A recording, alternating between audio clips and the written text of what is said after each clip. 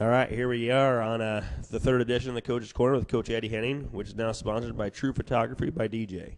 DJ takes care of all of the athletics and other pictures throughout the HLV community, ranging from games, prom, homecomings, and everything in between. Look her up on Facebook at True Photography by DJ. Usually I say first off, I have to thank Danny Davis, but tonight it's a little bit of different thank you. It's mine and my wife's third anniversary, so I have to give her a big shout out. Thank you, Cheyenne, for all you do for us and the kids, allowing us to do this each and every week, and then everybody that helps us out babysitting the kids. We had Alicia last week take care of all three kids, so big shout out to them. Secondly, we're going to say thank you to Danny Davis, Sportscast Media, for allowing us to broadcast and bring this Coach's Corner to all of you.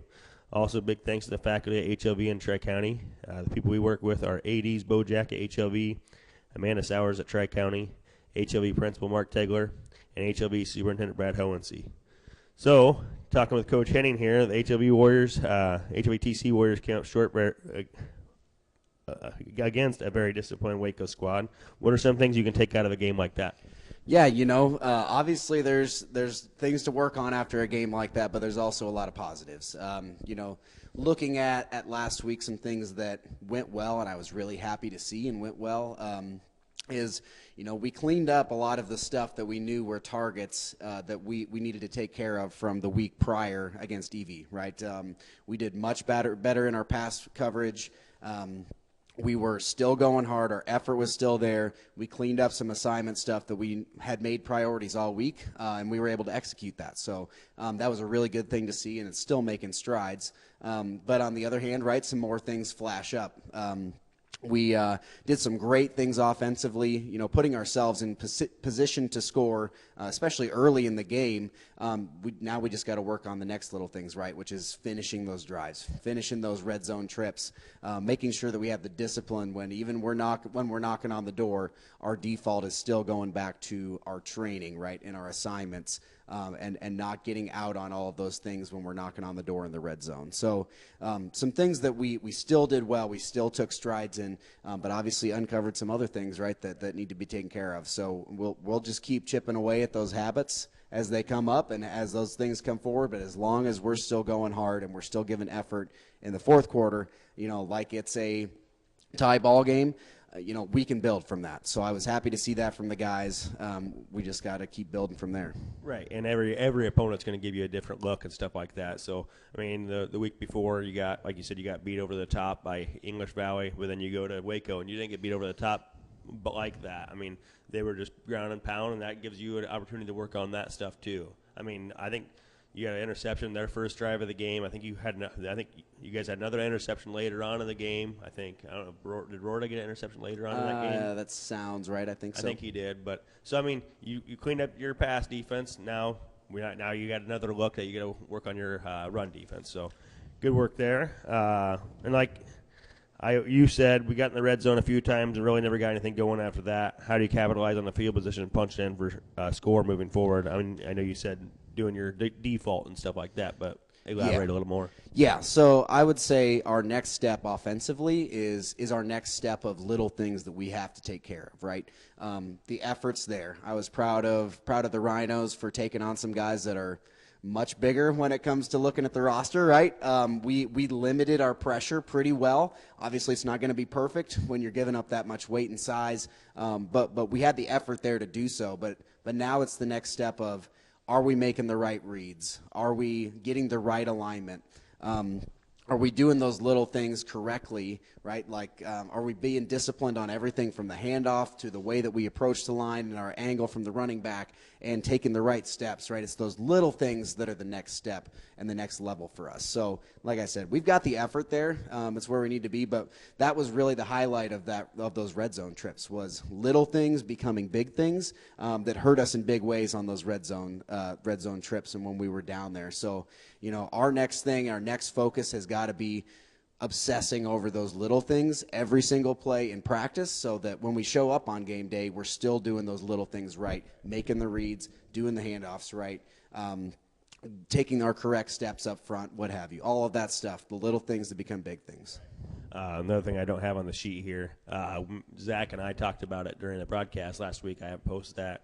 I left the bag in the Church Suburban, and I haven't got it out. The wife's had it. But we'll post that tonight, so the Waco game will be at live plus this broadcast. But I know we talked about at the beginning of the season going to a four-man front. Did that cross your mind at all last Friday night against Waco, possibly going to a four-man front, try to slow down the ground and pound up the middle, or you wanted to stay with that 3-3? Well, the problem with going to a 4-2 is when you're giving up that much size advantage to an unbalanced line like that, especially with Waco's front, right? They want to run zone doubles. They want to run doubles up to the linebackers and stack up that way. When you go to a forefront against a team that wants to line up and run doubles, right, we're making it easier on their job where we've got their block right in front of their face. To where they just got to step and drive, right? And we're fighters. We're going to fight through that. But as far as a scheme, that week going in, we preferred to go in looking at it as we're going to play our gaps up front in the three front and make it harder on those big boys to make a climbing block to the second level on a linebacker in space versus stacking another man down and only having two linebackers to flow over top. So, it depends on the fronts that you're seeing, but that's a main reason, right, is, there's advantages and disadvantages of going to the four, and in that situation, right, you're lining yourself up to give them another double and block another guy that way rather than, all right, I want to make big 300-pound kid climb 4 yards and find this moving linebacker another level and square him up for a hit. So so that's going back to your offensive and defensive line going through school through HLV and Central and everything. That's stuff I never played. I never played offense, defensive line. I was a cornerback. I was a tight end, wide receiver, whatever you want to call it. So that's good. That's good stuff for us to hear. So then we can we know what you're doing again in the game. So good stuff there. This Coach's Corner is brought to you by True Photography by DJ. DJ takes care of all athletics and other pictures throughout the HLV community, ranging from games, prom, homecomings, and everything in between. Look her up on Facebook at True Photography by DJ. Transitioning into this week against the Iowa Valley team, I think they're ranked top 5 in the state. Preview how you think the game versus Iowa Valley will go after their basketball score versus Montezuma, where they won 83-64. You can just go ahead and preview about that. Yeah, so certainly exciting game between those two. Would have loved to be there and see that score fest. But, obviously a very solid team. We could see it at the beginning of the season. We saw it last season. They were a solid team as well. Obviously they've got a lot going for them when it comes to being good at football and having their assignments down. So they're definitely doing the little things. But, on the other hand, they were definitely a solid team last year, and positives. Big positives came out of our game with them last year as well, right? We were able to score several times, had some successful on special teams, had some success on offense. So I think, preview of this game is, regardless of what the final outcome is, we can put ourselves in a great position for the remainder of the season by playing up to this competition, right? You get better by going against good people, and as long as we go in with the mindset that we're going to go compete with this good team at a high level, we're raising our bar. So I'm not too worried about whatever the final outcome of the game is going to be, as long as we're able to do those things and take our next step up the ladder of what we need to accomplish as a team to get better.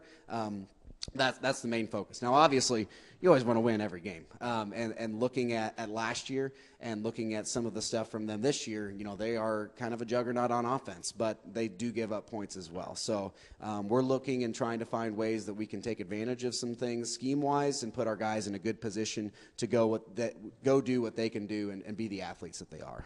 And that goes back to, like what you said at the first couple of Coach's Corner, culture. That's what you're trying to build here, and that's what you're trying to get out of this game. It doesn't matter what the score is, as long as we're doing everything right for 4 quarters, every minute of the game. So what are the points of emphasis this week in practice?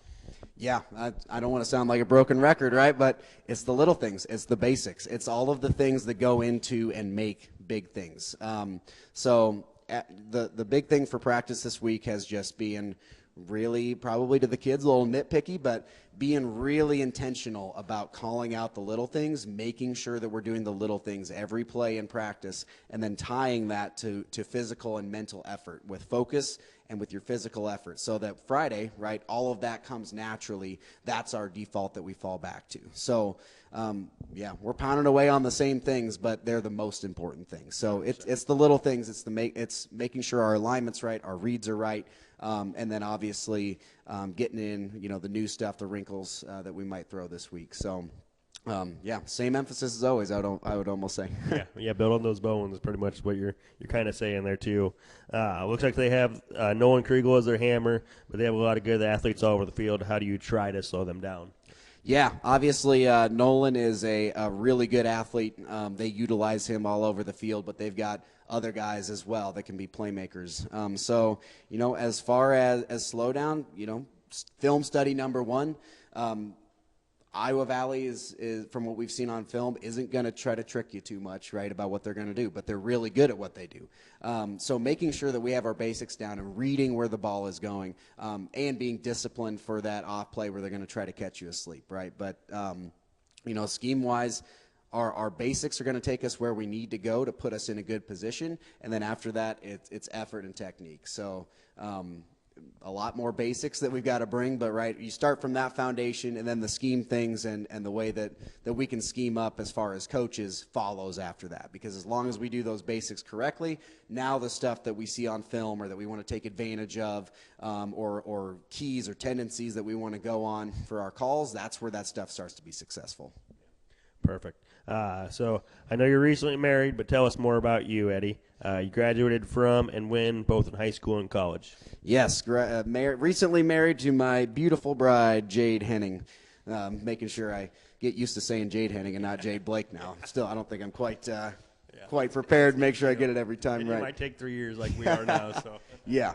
As far as where I'm from, kind of my background, so I graduated from HLV in 2016, and then I graduated from Central College in Pella in 2020. So I was a part of the first year of 8-man would have been my freshman year there in 2012. So got to see a lot of good leaders and good culture, coming up as an underclassman in HLV. Got to be a part of some really good teams, some really fun dome trips and playoff appearances and all of that, and kind of see a high point in HLV's football history, and then got to play for 4 years at Central as well, and got to be a part of a really great culture team, and one of the flagship teams in D3 when it comes to wins. So had a lot of good football experience and a lot of great people around me to learn from. So right. And then that's obviously, like you said before, and our first Coach Corner, that's where you met Coach Sampson, too. Yep. So that's a cool little thing where you're able to go and coach later on in life, too. What do you do for work, Eddie?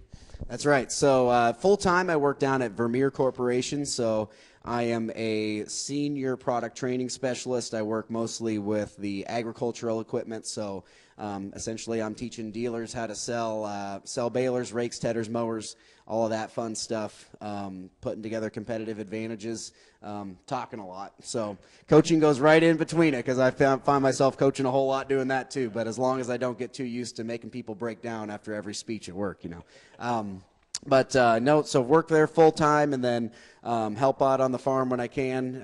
We're from out north of Hartwick. My dad has farmed his whole life, basically, so still a part of that as time allows.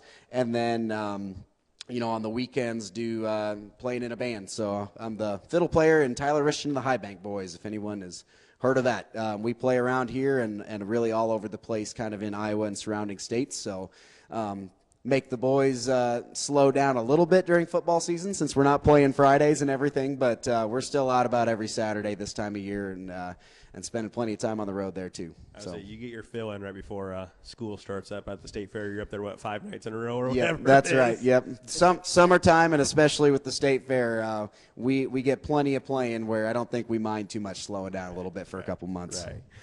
Perfect. Thanks a lot for your time, Eddie, and best of luck this Friday versus the Iowa Valley Tigers. We'll try to do this every Wednesday. We'll be live each week on www.thewarriorcast.com, and I'll also repost to my YouTube and share to the HLV Facebook Athletics site. HLVTC will be away versus Iowa Valley and Marengo. Reminder, Zach Geringer, Zach Schrapp, and I'll be live on the WarriorCast starting at 6:45 with kickoff at 7. Thanks again to Danny Davis and Sportscast Media for allowing us to do this each and every week. Thanks again to my wife, Cheyenne, for the Last 10 years, but 3 years married, and our anniversary today. Big thanks to True Photography by DJ for sponsoring the Coach's Corner. DJ takes care of all athletics and other pictures throughout the HW community, ranging from games, prom, homecomings, and everything in between. Look her up on Facebook at True Photography by DJ.